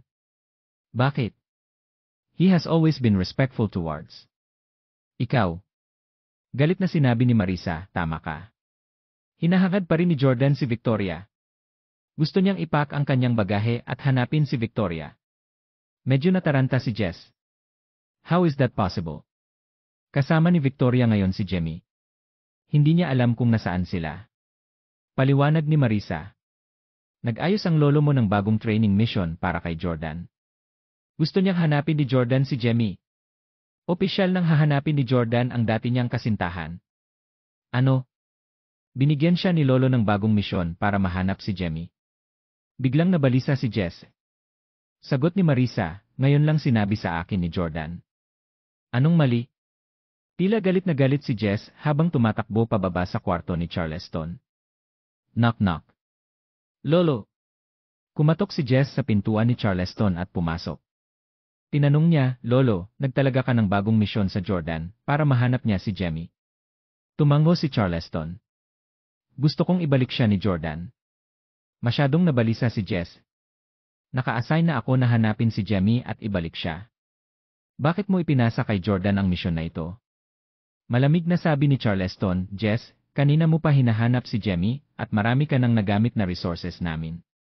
Nakipagtulungan na rin sa iyo ang iba't ibang bansa para pakilusin ang kanilang police forces para hanapin siya. Pero hindi mo pa rin nahahanap ang kinaroroonan ni Jemmy. Sa makatuwid, gusto kong subukan ni Jordan. Si Jess ay mukhang malungkot. Malinaw na kinukwestiyon ng kanyang lolo ang kanyang kakayahan. Hindi man lang niya nahanap si Jemmy pagkatapos ng napakatagal na panahon. Sabi ni Jesse, si Jamie ay napakatuso at pamilyar sa aming mga pamamaraan sa pagsisiyasat. Lahat kami ay tinuruan ng isang master at tinutulungan siya ng Phoenix. Maliban kung si Lolo ay handang tanggalin ang kanyang pangalan sa rehistro ng pamilya at pigilan siyang gamitin ang aming mga mapagkukunan, hindi namin siya mahahanap. Minsan, ipinadala ko si Chimera sa Turkey. Si Jamie ay malinaw na nandoon, ngunit ang direktor ng National Security Service ay nagsinungaling para sa kanya. Walang pakialam na sinabi ni Charleston, pareho kayong may access sa isang resources. Hindi ko siya madedehado para lang gumawa ka ng mas mahusay. Nabigo ka, huwag maghanap ng mga dahilan. Naikuyom ni Jesse ang kanyang mga kamao, nakaramdam ng labis na hinanakit. Kung hindi niya makuha si Jamie, paano magtatagumpay si Jordan? Hinding-hindi magagawa ni Jordan ang hindi ko kaya. Paanong hindi malalaman ni Jesse na sinusubok ng kanyang lolo ang kakayahan nila ni Jordan? Hinayaan niya silang makipagkumpetensya. Pagkatapos ng lahat, palaging ginagawa ni Charleston ang tatlong magkakapatid na makipagkumpetensya sa isa't isa mula sa murang edad. Naikuyom ni Jesse ang kanyang mga kamao.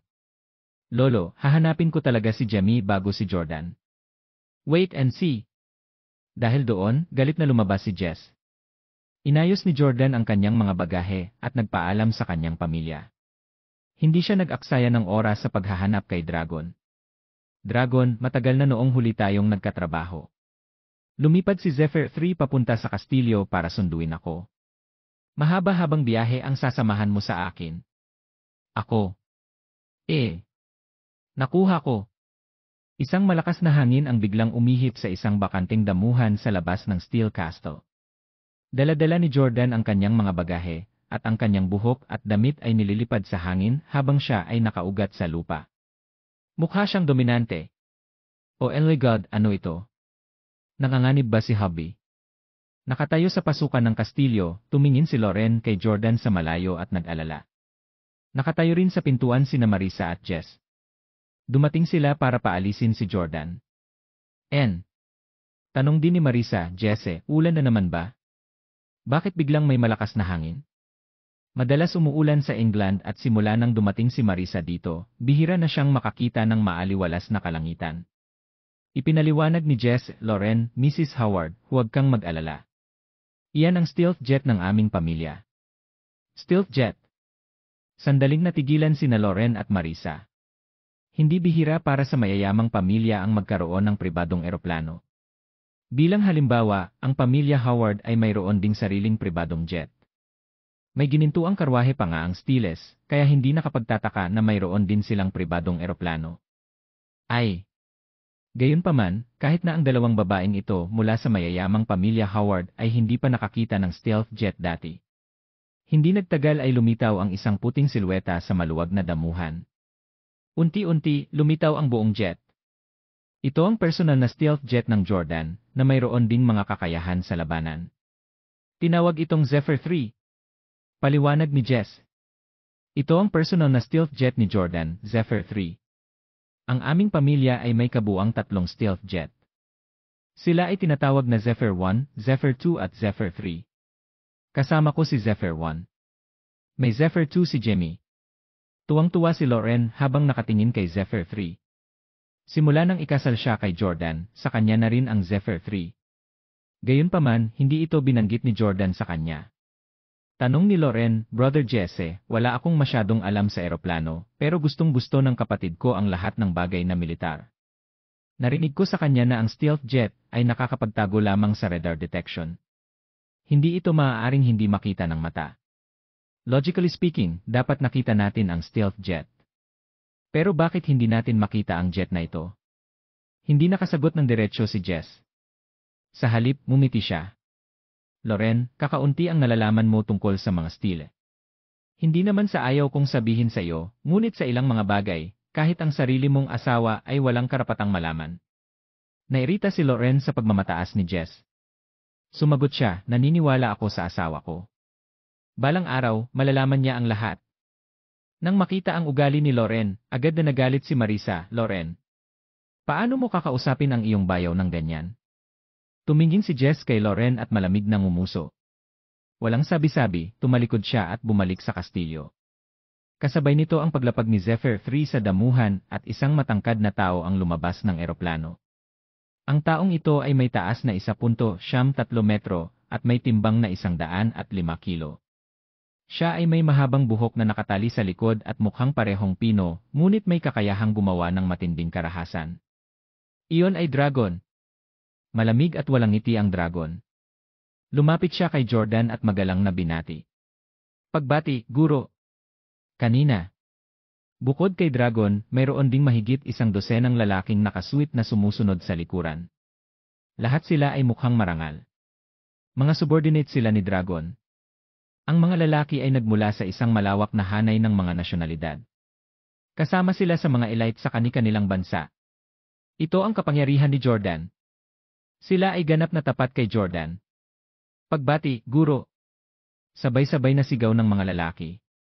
Binuhat ni Jordan ang kanyang bagahe at tinapik ang balikat ni Dragon bago naglakad patungo sa entrance ng jet. Sumama ka sa akin. Pagsakay niya sa eroplano, naging invisible na naman ito. Pag-upo sa Zephyr 3, mukhang nagulat si Jordan. 3 taon na akong wala sa eroplanong ito. Nagbago ang interior. Sinabi ni Dragon, ang mga pagbabago ay ginawa ng mga orihinal na taga-disenyo ng jet na ito. Tumango si Jordan. Dragon, hiniling sa akin ni Lolo na hanapin si Jemmy at ibalik siya. Baka kailangan nating labanan sina Phoenix at Zephyr 2. Sigurado ka? Mahinahong sumagot si Dragon, kung one-on-one lang, kaya kong talunin ang Phoenix. Isang ngiti ang sumilay sa mukha ni Jordan. Sigurado ka ba? Naalala ko na natalo ka sa kanya sa huling one-on-one fight. Mukhang nahihiya si Dragon. Masyadong masama si Phoenix. Nilabag niya ang mga patakaran. Sabi ni Jordan, sa boss niya si Jemmy, lalo lang siyang magiging masama. Mas malakas ka nga sa kanya in terms of proper ability, pero kung isasama natin ang trickery and deception, I think the two of you are on par. Or probably, his chance of victory will be higher. Hiyang-hiya si Dragon. Paumanhin na binigo kita, guro. Tinapik ni Jordan ang kanyang balikat at sinabing, huwag kang mag-alala. Hinahangaan ko ang iyong righteous side. Napala, alam mo ba kung nasaan si Jemmy? Umiling si Dragon. Mr. Jess at Chimera ay naghahanap kay Mr. Jemmy sa buong mundo, ngunit hindi nila ito mahanap. Nagpadala na rin ako ng mga tao upang mag-imbestiga, ngunit walang impormasyon sa lahat. Nataranta si Jordan. Sa kakayahan ni Jesse at sa pandaigdigang koneksyon ng aming pamilya, imposibleng wala na kaming mahanap pagkalipas ng mahabang panahon. Sabi ni Dragon, lalong malakas ang mga kakayahan ni Mr. Jemmy sa anti-reconnaissance. Bukod dito, masyadong umaasa si Mr. Jess sa mga koneksyon ng pamilya Steele. Kapag nakarating na siya sa isang bansa o rehiyon, kukuha siya kaagad ng tulong sa lokal na pamahalaan. Gayunpaman, inaalerto nito si Mr. Jemmy at binibigyan siya ng pagkakataong tumakbo. Tumango si Jordan. Tama. Hindi ipinagkait ni Lolo kay Jemmy ang kanyang karapatan bilang miyembro ng pamilya Steele. Magagamit din niya ang mga koneksyon na mayroon kami. At saka, noong nagsasanay siya sa buong mundo, nakabuo siya ng mas malawak at mas magandang network kaysa sa amin. Ang mga taong iyon ay maaaring manindigan sa panig ni Jemmy. Baka matulungan pa nila si Jemmy na lokohin si Jess. Sa tatlong magkakapatid, si Jemmy ang pinakamagaling sa mga taong sa tao na koneksyon at may malawak na network ng mga mapagkukunan. Sabi ni Dragon, mukhang kailangan mong maging handa para sa isang pangmatagalang paghahanap. May stealth jet din si Mr. Jemmy na hindi namin makita. Nakaramdam ng kaunting pagkadismaya si Jordan. Hahanapin pa ba niya ito ng tuluyan? Ayaw niyang mag-aksaya ng maraming oras. Salvatore. Naalala ni Jordan na sinundan ni Salvatore si Victoria mula sa huling pagkakataon. Mas magiging madali kung may natuklasan si Salvatore.